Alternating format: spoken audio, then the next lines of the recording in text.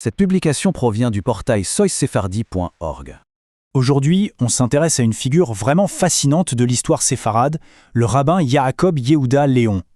On va se pencher sur sa vie, qui est un véritable roman, et surtout sur son œuvre majeure, la traduction du livre des psaumes en espagnol, rien que ça, en plein XVIIe siècle.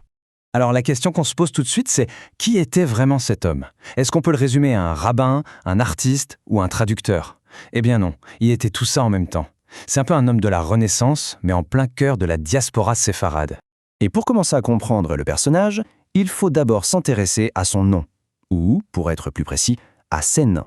Rien que son identité, c'est déjà toute une histoire. Son nom de naissance, c'était Jacob Yehuda Léon, simple, mais quand il signait ses œuvres, il utilisait souvent Léon Hébréo, donc Léon le Juif. C'était une façon très forte d'affirmer son identité. Et puis, dans les encyclopédies, on le trouve aussi sous le nom de Léon Templo, un surnom qui lui vient de ses incroyables maquettes du temple de Salomon. Son parcours de vie, c'est l'histoire de tellement de familles séfarades à cette époque. Une histoire de fuite, oui, mais aussi de courage et de reconquête de son identité. Essayons d'imaginer un peu. Il naît au Portugal, dans une famille de conversos, des juifs qui devaient pratiquer leur religion en secret. À 3 ans à peine, sa famille prend tous les risques et s'enfuit en Hollande. Et là, c'est la libération. Ils peuvent enfin vivre leur judaïsme librement. Et sa carrière, elle, décolle. Il devient rabbi à Hambourg, puis il retourne à Amsterdam en tant que djadjam, un sage, un leader pour la communauté portugaise qui était alors très influente. Mais attention, ce serait une erreur de s'arrêter à son rôle de rabbin. L'homme était bien plus complexe, avec des talents vraiment surprenants. Et c'est là que ça devient complètement fou. Bien sûr, c'était un grand érudit du Talmud, un spécialiste de la grammaire hébraïque, mais il était aussi un véritable artiste. Et sa spécialité, tenez-vous bien, c'était l'héraldique. Il dessinait des blasons pour les familles nobles d'Europe. Un rabbin héraldiste, c'est quand même assez unique, non ? Son histoire a aussi une part d'ombre, une part un peu tragique. On sait qu'il avait traduit toute la Mishnah en espagnol et qu'il avait même ajouté ses propres dessins pour que ce soit plus simple à comprendre.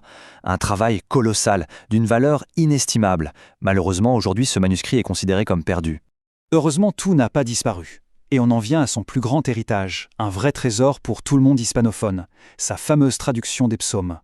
Il suffit de lire le titre original pour comprendre toute l'ambition du projet. Les louanges de la sainteté. Et il précise bien, une traduction selon la même phrase et les mêmes mots de l'hébreu. Autrement dit, son but, ce n'était pas de faire une belle adaptation, mais de rester le plus fidèle possible à la source hébraïque. Et pour ça, il avait une méthode d'une rigueur incroyable, presque scientifique. C'était en 3 étapes. D'abord, il faisait une traduction littérale, vraiment mot à mot. Ensuite, il proposait une paraphrase pour que le sens soit plus clair et plus facile à lire. Et enfin, il ajoutait un petit commentaire pour expliquer les mots ou les idées les plus complexes. Ce n'était plus juste une traduction, c'était un vrai guide de lecture. On pourrait se dire que cette histoire se termine ici, avec un vieux livre qui prend la poussière. Mais pas du tout. C'est là que notre époque moderne entre en jeu et fait revivre cet héritage de façon spectaculaire. Réfléchissons-y une seconde. On parle d'un livre publié en 1670. Avant, il fallait être un chercheur pour espérer le consulter. Aujourd'hui, grâce à des plateformes comme Google Books ou hebrewbooks.org, n'importe qui, depuis son canapé, peut le feuilleter virtuellement. C'est extraordinaire. Et bien sûr, pour ceux qui aiment aller au fond des choses, la source principale utilisée ici vient du site aladja.org. Et si l'on veut croiser les informations, l'histoire du rabbin Léon est très bien documentée dans des références sérieuses comme la Jewish Encyclopedia ou la Jewish Virtual Library. Au fond, cette histoire nous laisse avec une question assez vertigineuse.